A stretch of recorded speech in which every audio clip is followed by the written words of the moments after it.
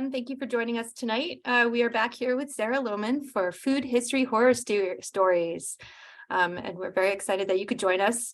Sarah Lohman is presenting Food History Horror Stories, Witches, Poisoners, and Puritans. Sarah Lohman is the author of 8 Flavors, The Untold Story of American Cuisine. Released in 2016 with Simon & Schuster, 8 Flavors is a #1 bestseller on Amazon. The Atlantic called the book richly researched, intriguing, and cleverly written. And a few of us here at the library have read it, and we really like it and definitely recommend it. It's available through the library. Formerly the curator of food programming at the Lower East Side Tenement Museum, she has lectured at hundreds of universities and institutions nationwide, including the Museum of Science Boston and the American Museum of Natural History, and the New York Public Library. Tonight, again, food history horror stories. Awesome. Lean into the macabre with 3 scary stories from food history. Sarah will investigate the fungus that many scholars believe caused the Salem witch trials just up the street, how brewers became the archetype for classic witches, and when women murder, why they choose poison, along with stories of some of the most infamous poisoners of the 19th century. I thank you all so much for joining us tonight. If you have questions, and I hope you do, please send them to the chat. And thank you so much, Sarah.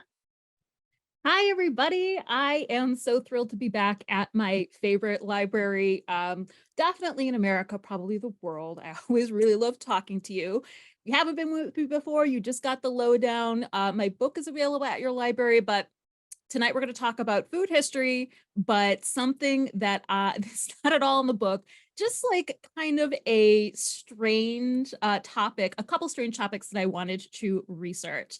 We're going to get a little spooky. We're going to get a little feminist history.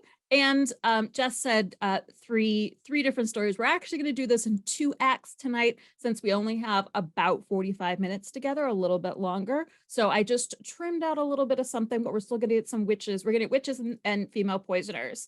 As always, I've got my chat box open. So if you have any questions or comments, feel free to drop them in the chat at any time. Of course, we'll do an official Q&A at the end. But yeah, live transcripts should have just been turned on. Oh, you want it to be savable. Okay, Jess will help you out with that. So please feel free to drop questions either in there or in the Q&A, which I can see all are very adept at using. So let's get started with a story about witches. So first of all right, I'm going to throw this in here, but just briefly, it's just too interesting to ignore. The emblems and symbols that we associate with the classic image of a witch today is actually an alewife, a female brewer from the Middle Ages. Alewives would wear tall hats when they sold their beer at markets. They, of course, had big cauldrons to which to boil the wort for making beer. Since they kept a lot of grain in their homes, they often had cats to keep the mice population down. And then generally these women were older and widowed, or spinsters, unmarried women, who were making beer as a way to support their household. Brewing was traditionally a female act, in that like men are out hunting and farming, and women are at home processing the foods. So it only switched really to a male occupation in the 1500s. And in that time, since men wanted to take over the brewing industry and make it a guild industry and take it out of the homes of the alewives, one of the tactics they used was to villainize these alewives and use all of the symbols of their life to associate them with witches. They basically began using like drawings of female brewers and like using those as like, well, this is what a witch looks like. The tall hat I mentioned, if they were selling in public at a market, they would wear a really tall hat so that you could see them over the crowd. But then if they were selling beer out of their home, they would actually hang a broom above the door to let the neighborhood know when the beer was ready to sell. So if you decide to dress up as a witch this Halloween, just tell people you're not a witch, you're actually an alewife. And if you are at home and hosting for trick-or-treaters, drop maybe a can of beer in the adults' bags. You don't know. So, we're going to talk about another story of witches, and it has to do with the very real consequences of accusing someone of being a witch in the Middle Ages in Europe and up through the late 17th century in America. Particularly, we're going to focus on the Salem witch trials and talk about some of the things that led up to this really horrific moment in American history. And in particular, we're going to analyze a theory that has to do with the food that people in Salem were eating, and also the food that people in Europe were eating during spikes in witch accusations. So the story really begins with rye. Rye grows really easily. It is a very vigorous grain. That's compared to something like wheat. Wheat is actually pretty fussy and hard to grow. And in particular, it doesn't do well in cold, wet climates like rye does. So we see rye as the prominent grain, basically in like the Alps region of France and Germany in particular.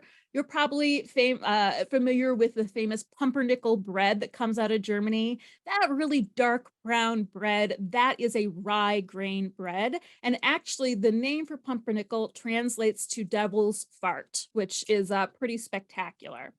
So this was a type of grain that was grown primarily in cold, wet regions. Also in Europe, it tended to be grown in areas that were somewhat impoverished. But of course, there was also a very, very slim ruling class and a lot of people who were working within the feudal system on lower levels. So a lot of people were consuming rye as their primary grain.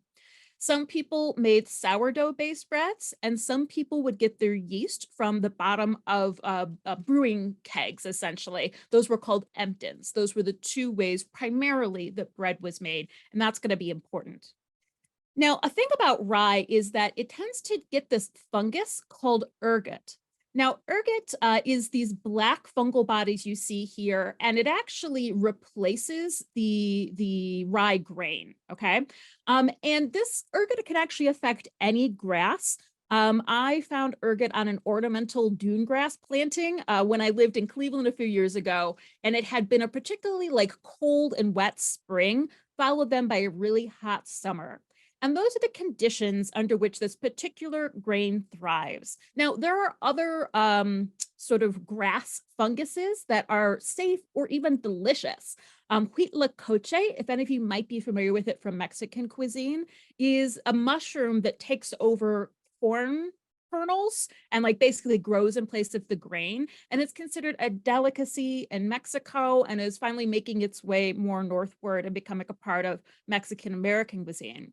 Ergot is kind of the same principle in that it is this fungus that replaces the grain. However, ergot is not at all fun. So this is what it looks like when it is fruiting and putting more spores out there. And this happens particularly, as I mentioned, during years that are really, really cold and wet in the spring, followed by a really, really hot summer. Those are the conditions in which any kind of fungus or mold can really thrive.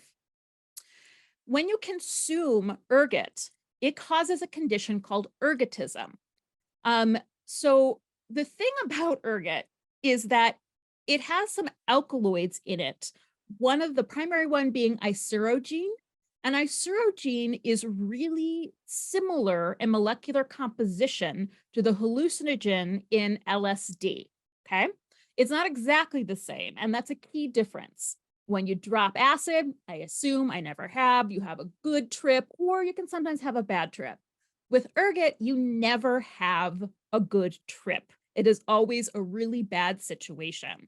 Now, the exact sort of manifestation of ergot poisoning from these alkaloids changes depending on what alkaloids, what combination of alkaloids and in what concentration are in the ergot. And that depends on the region, the type of soil, the type of grain, the time of year, a lot of different things. Ergot is so common in rye that up until the mid 18th century, people actually thought that it was a part of the rye plant. So ergot poisoning is very easily avoided today because we know that the ergot is poisonous and it's simply removed from the grain. But historically, when it was thought to just be a type of rye grain, the whole lot was all ground up together and then consumed by the community. Now, when you grind up ergot, it takes 2 years for it to basically dilute by 50%, to be 50% as effective. So these alkaloids stay potent for a very, very long time. And just eating some ergot poison bread, you won't really have much reaction the first time, but it is cumulative. It stays in your system. So there's two types of ergotism. One is known as gangrenous, and one of the effects of the ergot alkaloids on your body is that it constricts your blood vessels. Listen, if you didn't expect we were going to get anything to gross tonight, like you came to the wrong talk. So in these extreme cases in the Middle Ages in Europe, and actually not that long ago, there were gangrenous ergot outbreaks in Ethiopia in the 1980s and most recently in 2001. The blood vessels of the extremities are constricted. And since these areas, the fingers, the toes, and eventually the hands and feet aren't getting any blood flow, they essentially suffocate, the tissue dies, and the limbs begin to rot and then fall off. So we have mentions of this from the Middle Ages. The first case is mentioned in 1847. Nope, 847. So in the middle of the 9th century is the first case that we can identify as gangrenous ergot poisoning. And then during a gangrenous ergot outbreak in 944 in France, it actually killed 40,000 people. So this could be really, really deadly. And in one sense, there's no cure for it. The cure is to stop eating the poisonous bread. But if you don't know that the bread is the cause of your condition, then you wouldn't stop eating it. The other type of ergotism is called convulsive ergotism. So it happens for some of the same reasons, but again, like the constriction of blood vessels causes sensations on your skin that I'll get into a little bit, into the point where it's causing involuntary muscular contractions. But there are a pretty wide range of symptoms that can occur with convulsive ergotism poisoning. I'm going to read you some examples. So convulsive ergotism is characterized by a number of symptoms. These include crawling sensations in the skin, tingling in the fingers, vertigo, tinnitus, headaches, disturbances in sensation, hallucination, painful muscular contractions leading to epileptic-like convulsions, vomiting, and diarrhea. Basically, the involuntary muscular fibers in the gastric and intestinal tract can also convulse and cause extreme cramping too. And there are mental disturbances such as mania, melancholia, psychosis, and delirium. One from another source, other descriptions, a lot of this is coming, there's muscle constriction involved, but also the ergot alkaloids, they interfere with dopamine production. So a interference with dopamine production is what can result in things as widely ranging as melancholia and psychosis, but also dopamine related conditions are also some of the root causes of epileptic convulsions. So when you don't have enough dopamine, you're going to have muscle spasms, delusions, hallucinations, again, unpleasant mental disturbances, mental aberrations, a feeling of burning skin or insects crawling under the skin. And interestingly, it really seemed to affect women. Women who were poisoned with ergot frequently miscarried, and fertility was generally reduced during these outbreaks too. Hi, Cindy. I'm a maternity nurse and I've used ergot to reduce bleeding after having a baby by causing a narrowing of the blood vessels.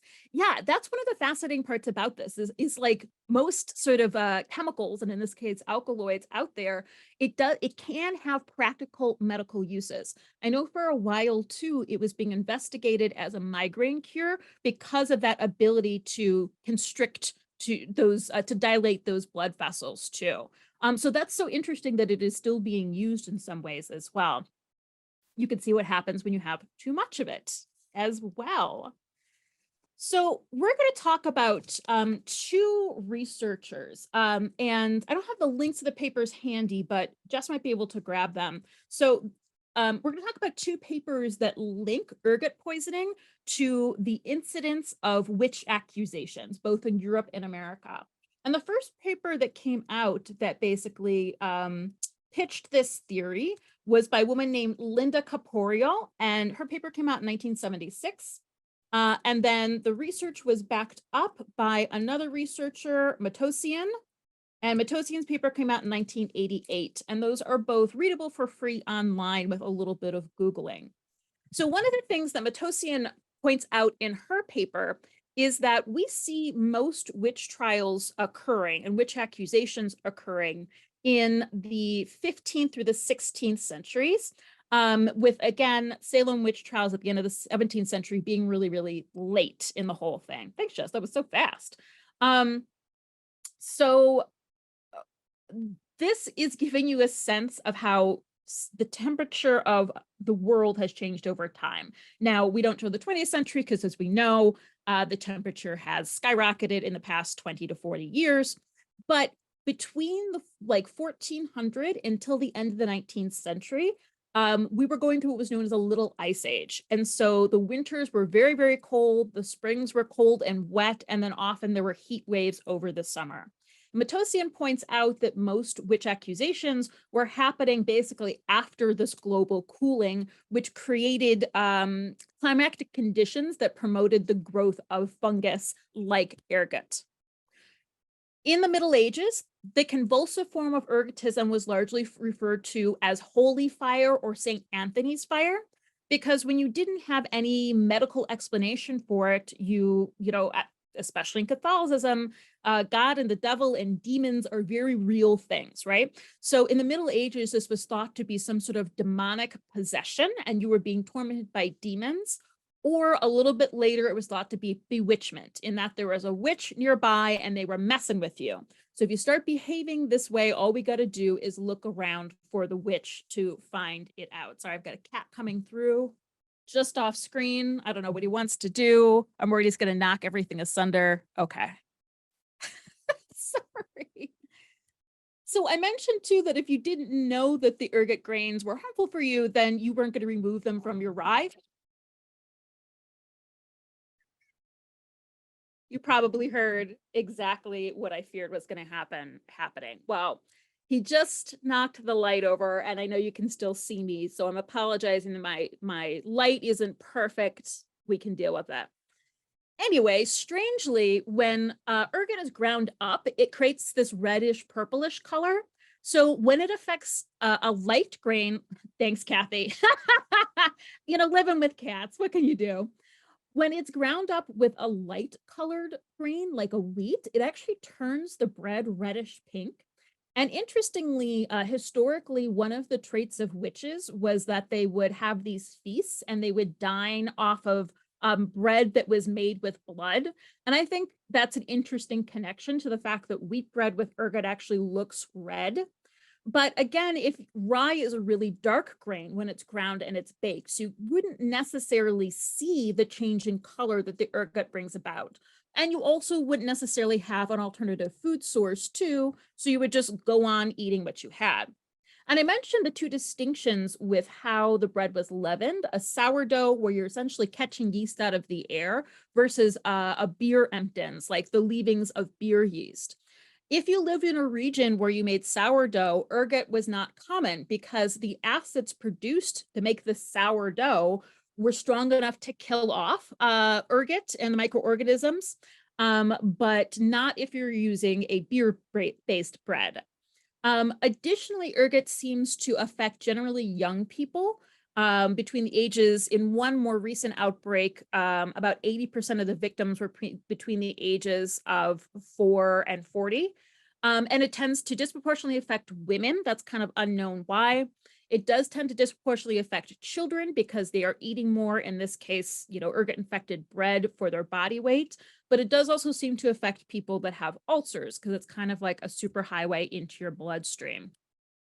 So let's bring it to America with the Salem witch trials. So basically, Matosian says that in Europe, she looked at the data, she looked at the known weather data, she looked at spikes in witch accusations, and she was able to link the cold, wet springs and that would result in the production of ergot in areas where rye was grown with spikes in witch accusations.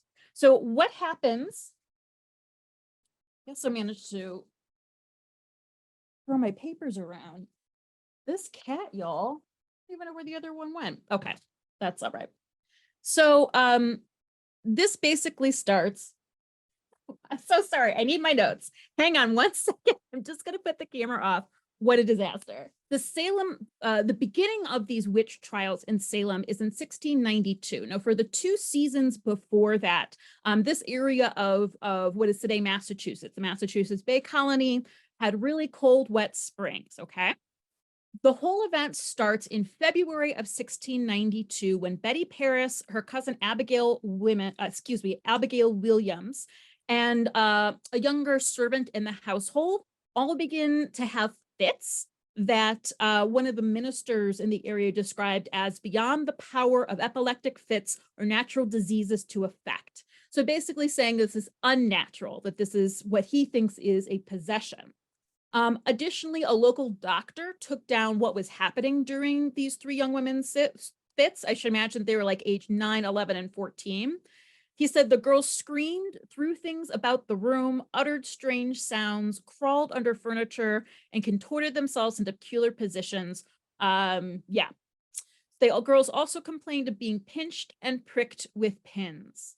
So looking at that through the lens that we have of ergotism, we see a lot of similarities in those symptoms, especially the fact that they're having these convulsive fits.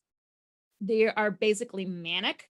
They are later on, they talk about seeing things, whether it's demons floating above their bed, particular people, black cats coming to haunt them.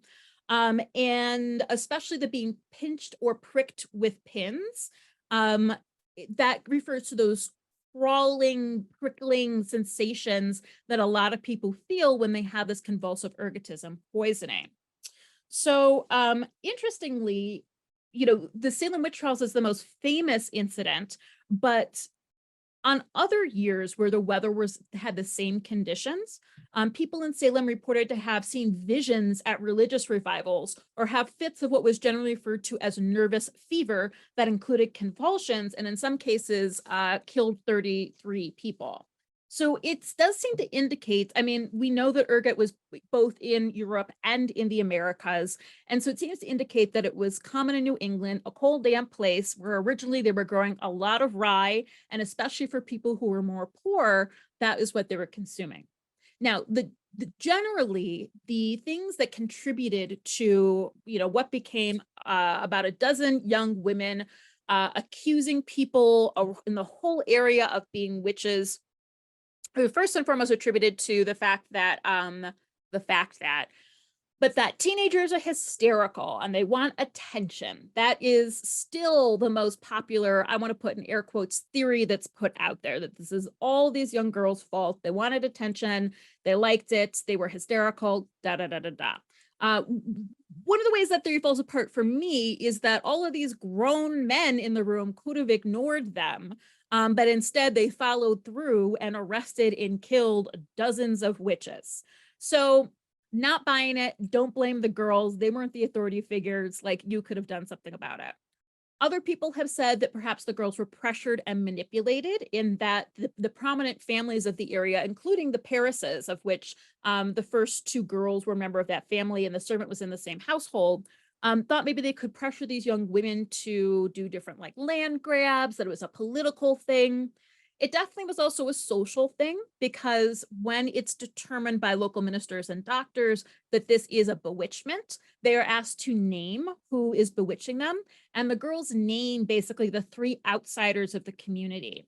Tituba, who was an indigenous woman from the Caribbean who was enslaved to one of the families. So she was very outside. She was very much an outsider in this community and had her own sets of religious beliefs that were being interpreted as witchcraft. There was also Sarah Good and Sarah Osborne. I don't remember which Sarah is which Sarah, I'm sorry, but one of them was quite an elderly woman who really relied on charitable donations to get by. And she was sort of seen, though, by this puritanical community as like a nuisance and a beggar. And the other Sarah was an older woman who married a man that was 20 years younger than her. And although they seemed quite happy, the community didn't like that. So the first 3 accused and murdered were really the female outsiders of this very male dominant community. It was mostly women accused. Of course, famously, Giles Corey, a man, was also accused. He was the only death during this incident that wasn't hung. He was crushed under rocks where they were trying to get him to confess. And actually, Kathy, Tituba did survive. We don't know a lot about her after this point, but she sat in prison really for a full year and then was released and got out of there. I think the people she was enslaved to were dead at that point. There is, I'll put it on Jess. There's a great book about the Salem witch trials. Don't remember the name of it. I have to look it up in my Libby app on my phone. And there's also some great podcasts about it too that can give you the full overview outside of the microcosm that I'm focusing on. And so in general, I don't think we can say that, all of the clearly to create something this horrific, a lot of different things would have had to come together. But I think it's rather interesting to propose the idea that what if the fear and everything that happened after was actually grounded in something very, very real, this ergotism and this ergot poisoning. The families that were afflicted tended to have fields that were sort of in lower, damper areas where there would have been more ergot. And so that was sort of the argument of like why it didn't affect every household. And then, of course, we have age, we have ulcers, we have other things that are affecting it. So I think it's a really fascinating theory. The symptoms we already went through. So the other thing that sort of backs up the ergot poisoning theory is that this whole thing started in February of 1692, as I mentioned. Basically, the rye harvest would have been brought in November. So November, December, January, they're eating it. The alkaloids are building up in these little girls' bodies. And that it ends really abruptly in November of the next year, basically after the new harvest of rye had been brought in, after a summer of drought. So you didn't have those wet conditions that promoted the fungal growth. So that's something else that's looked at to say, like, well, why did it end so suddenly? Well, maybe people weren't eating poison bread. And of course, we're not just talking about the girls who are afflicted and making the accusations, but something has to be going on to make an entire community believe that this is real and happening, if that is in fact what happened. So it's been described as almost a communal hallucination, which certainly could be brought about by ergotism as well. This is, I'm sorry, so gross, but here it is in the modern era. Ergot is still very much out there. I actually found, like I mentioned, in Cleveland, and of course collected because I'm me, ergot just growing around. If you see it, you should not touch it with your bare skin. You should definitely not eat it. I've had people joke about like, oh man, should eat it and hallucinate. Do not. Like, do you want to feel bewitched? Is that fun for you? It's not fun for anyone. Please don't. So that is my, that's the last I have to say about that. Hi, David, or M. David. Did the other type of ergotism also appear during the same time as the witch trials? You mean in the Salem area? No, that's been reported. Generally, when an outbreak would happen, whether we're talking about here, America, or Ethiopia, it's usually one or the other. And that seems to be connected with like what type of alkaloids are present in this particular batch of rye or whatever other grain. I think actually in Ethiopia it was probably sorghum. And then certainly it would affect wheat, but like when you've got pink bread, people would generally think it was bewitched and throw it away. So it also wasn't until I mentioned the mid-18th century when a botanist figured out what the ergot grain was. And then from that point, things were pretty much okay because farmers were just instructed to pick it out of the grain before it was ground. Diana says a judge in Boston also put it to an end before more accused witches were hanged. Yeah, there was definitely this moment where, I mean, it's just such a crazy thing that happened where someone finally said, this is ridiculous, you need to stop. And there's so many questions about how does a community get to this point, which is why poisoning is an interesting theory. I encourage you to read the papers. They're both very readable. There's also a rebuttal. I cannot remember the two gentlemen's name that composed the rebuttal. The rebuttal was essentially, but teenagers are hysterical. It was not a good rebuttal. I've never actually seen like a really good rebuttal to the very clear facts that these two women put out.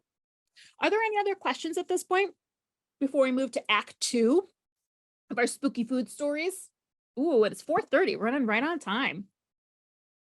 Sorry, it's 7:30. I live on the West Coast. Thank you, Margaret. Margaret says, this is interesting. right, so let's talk about historical female poisoners. And if you do have any more questions, use the Q&A or use the chat. So again, this is just a topic that, like, the ergotism I kind of heard about, and I just wanted an excuse to do a deep dive, actually read these papers, see if there's anything there. Female poisoners, I mean, true crime is big right now, but I will say that, like, true crime was also huge historically. This is the front page of the Police News, which was a penny dreadful. And penny dreadfuls were essentially this: very cheap newspapers that, like, reported on probably half made up, like, murders and crimes and things like this. Also, through the early 20th century, people would attend trials and executions for fun. This was American entertainment. So true crime and the obsession with crime is not a new thing. But I was really curious because, especially in the 19th century, there does seem to be this fascination with the female poisoner, like the Black Widow character who's always murdering her husbands. This seemed like really big kind of in these penny dreadfuls and in the memory of the time, when in fact female murderers are such a small percentage of murderers. So a few statistics, both historical and present day. So when we're talking about murders, 90.3% today and historically of murders are committed by men.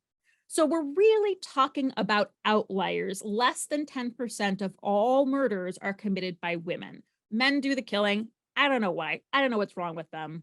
That's a topic for a different expert and another talk. That being said, when it comes specific to poisoning, the percentage of women who poison are disproportionately high. So there was one survey between 1875 and 1880 that showed that 6.8 out of every 10 poisoners were women. So approximately 70% of all poisonings were committed by women. Today, that is a little different. These stats are from 2006 to 2010. They found that 39.5%, so we'll just say about 40% of poisoners are women. And then everything else is all other genders.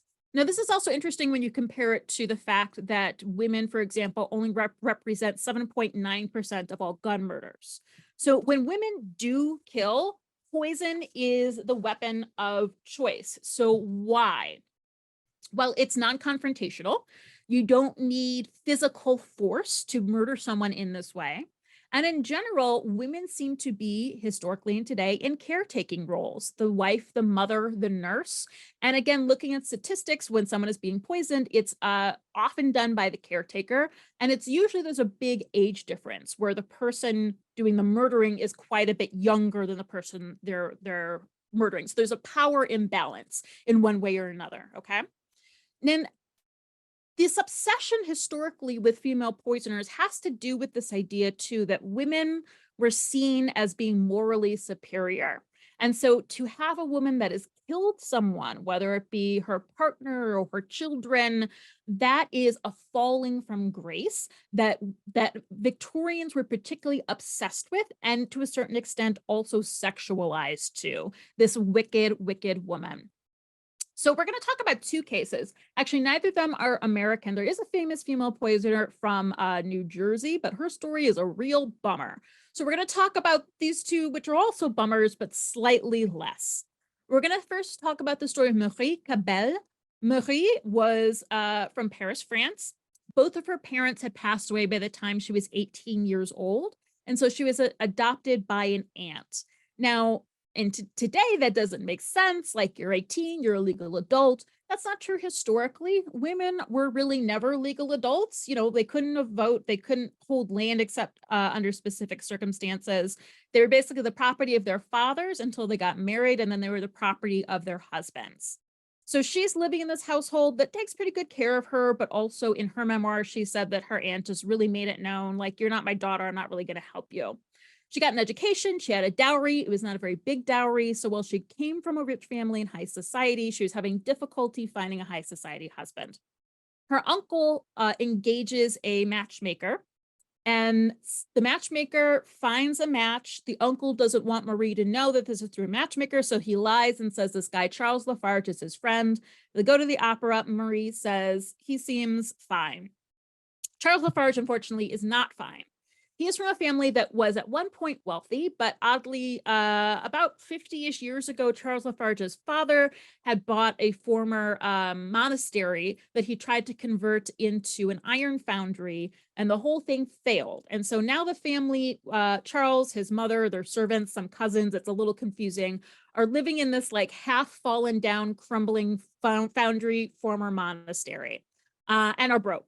So everything that he told the matchmaker is a total lie. And it's basically because the only way that Charles thinks that he can turn around his financial missteps is by marrying really well and getting a large dowry.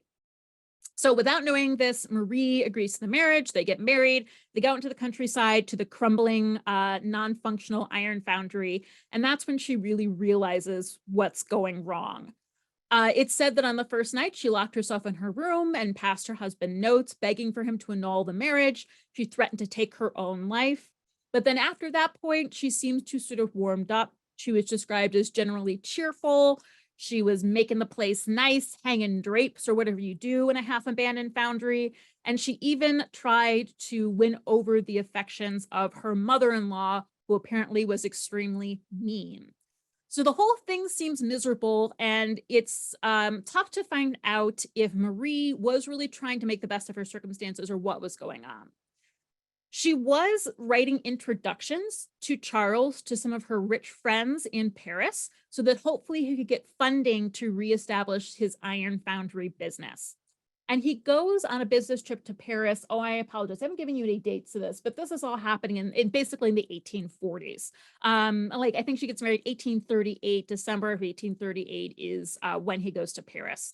She sends some love letters, and she sends him some cakes close to Christmas time and said, I'd love it if you would take a bite of one of these cakes at midnight on this particular day, and I'll do the same thing. And this sort of act of love will bring us together even though we're physically separate. Charles finds the cakes in the package as he expected. He takes a bite at the appointed time and suddenly becomes violently ill. Now, cholera is really common at this time. Food poisoning is really common. So he just thinks that the cakes have maybe spoiled in transit and he throws them out. But about a week later, when he returns to their foundry, he's still not feeling well.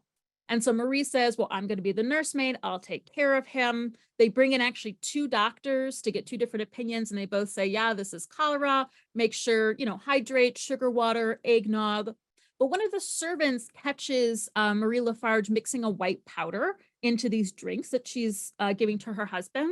And when Marie is asked what it is, she says that it is orange flower sugar. So it's like a sugar flavored with orange flower water. The servant didn't believe it.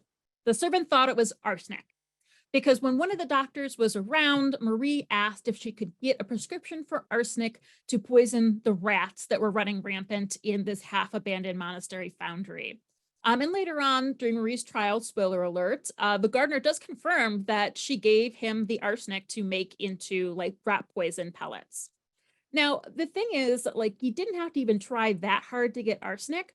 Arsenic was really, really commonly used in the 19th century, both as an animal poison, but it is actually strangely an element, and it creates a really particular shade of green that was incredibly popular in the early and mid 19th century. Everything in this painting is arsenic green. So there was arsenic green paint, there was arsenic green wallpaper. She's wearing an arsenic green dress. I even saw a post recently from the American Antiquarian Society in Massachusetts that they went through and tested a bunch of their books for arsenic, and they came up with like half a dozen books that the covers were green and had been dyed with arsenic. You can't handle those with your bare hands, because especially when you're sweating, arsenic gets absorbed into the pores of your skin and poisons you. So yeah, you're breathing it in rooms that are painted with arsenic. But the worst was women would have silk evening dresses dyed with arsenic, and then they go to parties and dance, and the arsenic would slowly poison them, basically through their sweaty armpits, would leach the dye out of their dresses. Not only that though, but arsenic was also a part of women's skincare because arsenic dilates the blood vessels in your skin, and so it would give you this really snowy white complexion. So you didn't have to like go buy rat poison. You would just buy Dr. Campbell's safe arsenic complexion wafers, which is just arsenic that just splashed on your face. So there was a lot of arsenic poisoning in the 19th century, and there was a lot of arsenic around. You will probably not be surprised to know that Charles Lafarge dies. And the family is suspicious of Marie. She is eventually arrested and goes to trial. And interestingly, her trial is the first trial. It's considered the first trial to use forensics. It employed this brand new method called the Marsh test. And the Marsh test is able to test for minute quantities of arsenic in liquids. And that same servant that thought Marie was suspicious had saved one of the eggnog glasses. And so the Marsh test was performed on it, and it did test positive for arsenic. So Marie Lafarge goes to prison for 12 years. During that time, she writes her memoirs. I do think that there is an English translation that I think I've been able to find as an ebook for a couple bucks. Her French version is available for free online. On the left is the plate from inside, the portrait of her, but tons of portraits were done about her. And she looks like kind of sexy for the 1830s and 40s, you know, relax. The one on the right is an earlier one that's a very like 1830s, early 1840s dress. And the one on the left is probably a little bit later. She stays in prison for 12 years, decrying her innocence the whole time. Eventually, her sentence is commuted and she's let out in 1852, but unfortunately has tuberculosis and she passes away just a few weeks later. Now, one of the things that I think is the most fascinating about the Marie Lafarge case is that it is credited as helping to create divorce law within France. Because up until this point, like Marie Lafarge didn't really have any way to get out of her marriage. She hoped for annulment initially, but that's really, really hard to prove. A husband could get a divorce by just saying, you know, that the wife had been not faithful, but a wife would have to prove a really extreme case. And in general, the divorce was not allowed. It wasn't socially acceptable. And also it put you into an environment where you had no money or property or anything of your own. But one of the most interesting, like you might have noticed that when I gave you those statistics from the 1870s versus the early 2000s, that the poisoning rate had dropped quite a bit, from 70% to 40%. And in general, that number has been linked to the increased availability of independence and access to divorce. So if a woman can escape perhaps in this case, horrible husband, abusive husband, whatever reason, anyone should be allowed to leave the relationship for whatever reason. And when you restrict that access, some women kill people. So the more independence and freedom women have, the less men they kill. We're going to talk about one more case. This one is in Britain. And this is the case of Christina Edmonds. Sometimes she's also known as Christiana Edmonds. And I included a little book. I don't know if it's available as a physical book. It might only be an ebook, but I really enjoyed it. It's by a woman named Kay Jones, and it's called The Case of the Chocolate Cream Killer, which is how Christiana Edmonds was known. So if you want to know more about this case after we're done here, then you should definitely get this book. It's a pretty quick read and really fascinating, because her case also says something much broader about how women are treated in the 19th century, in particular, how unmarried women are treated. So we'll come back to chocolate cream.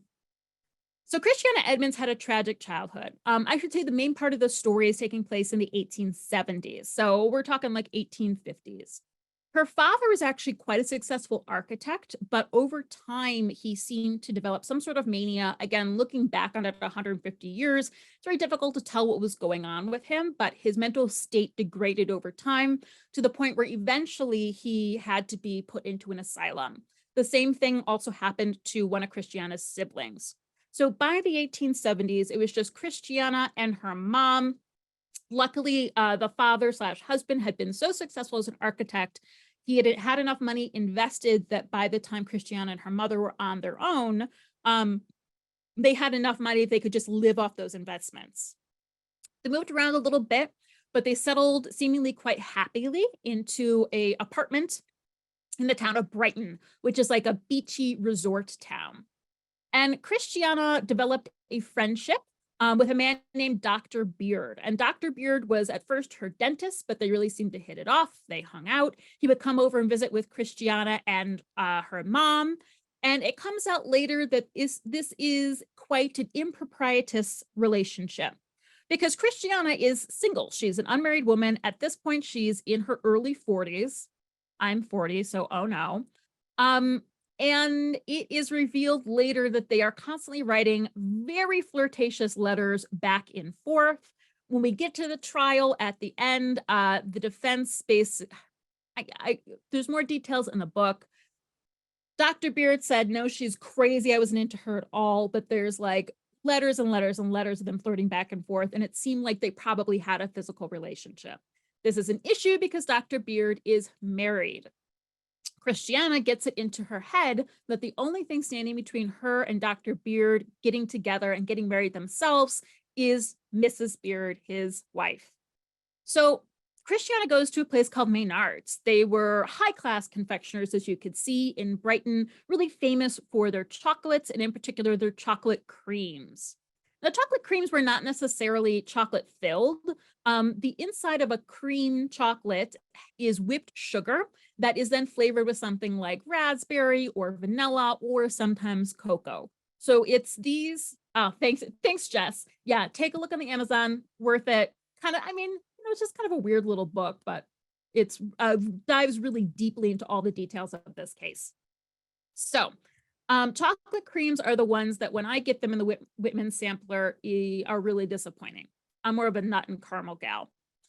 She gets these bonbons. She injects them with strychnine. She goes over to the Beard's house when Dr. Beard is at work. She knows Mrs. Beard. She offers him some chocolates and then playfully pops one of the chocolates in her mouth. Very quickly, Mrs. Beard becomes violently ill. That's how Dr. Beard finds her when he comes home. She does survive, but she's sick for several days and tells Dr. Beard what happened. And after this incident, Dr. Beard cuts off all contact with Christiana Edmonds. Now, strychnine comes from a plant, the Strychnos nux vomica plant. Also was really commonly available both as an animal poison and as a medicine in pharmacies of the 19th century.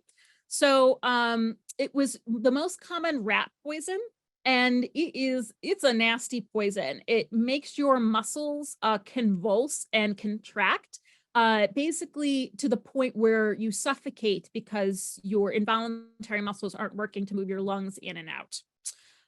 However, it was also the alkaloid we're talking about a lot about alkaloids. The alkaloids in strychnine is actually pretty similar to caffeine. So it was also prescribed in these like pep tonics with, as you can see, it's also 14% alcohol too, and then infused with strychnine. And it was really popular with students like studying all night for exams to like take strychnine pills. And this didn't really last very long because of course people overdosed and died. So again, much like arsenic, available commonly even outside of its use as a rat poison. We'll come back. Yeah, we'll put that up. So here's the rest of the story of Christina Edmonds. This is where she ends up ultimately, which is Broadmere, which is an asylum in London. Still in operation, which is also very weird. So Christiana is crushed by the fact that the man that she loves and is obsessed with will no longer talk to her. So she launches a campaign to redeem herself and take blame away from herself. She goes to Maynard's, she purchases candy, the chocolate cream. She once again injects them with strychnine, and then she returns some, and others she leaves out and about in little baggies. And so people, I mean, because I guess you can just return chocolate in the 19th century, and then Maynard's restocked it, and then they resold it. And so people were coming down as ill all over the city. The little bags she would leave, kids would just pick up and start eating them. So only one person died. Unfortunately, it was a little boy of about 11 years old. So now at this point, she is officially a murderer, not just a poisoner. there is an inquest done. An inquest, basically, it's like, we'd call it maybe like a grand jury today. It's something like that. But a coroner's inquest is when the coroner interviews, looks into the reason why someone died. And Christiana is actually called to the stand because she says that she also got chocolate from Menards and she got really sick and she reported it and no one listened to her. And the press at this point celebrates her as like being this hero that she's coming forward. But then she still hasn't gotten her dude back. This is a line from one of their letters, Caro Mio, which is like their pet name for each other, Italian. I've been so miserable since my last letter to you. I can't go on without ever speaking to you. So her new plan is she puts together these like gift baskets with fruit and marzipan and cakes, and it's all injected with strychnine. And she sends it to a lot of people in Brighton and important people. But this time, like they're on to her. Basically, the police detective starts going around to the pharmacies because at this point in time, if you're buying a poison like arsenic or strychnine, you have to put your name in a ledger that says that you bought it. And although Christiana used a fake name, she had also written little notes to go into the poison gift baskets. And so they compared the handwriting between the signatures and the ledgers, and you have to write like the reason that you're buying strychnine with the notes, and they realize it's Christiana. Like I said, she ends up going on trial. She is convicted. I don't think Dr. Beard is totally innocent in this. He wasn't out there killing anybody, but like he clearly was having this affair with this woman.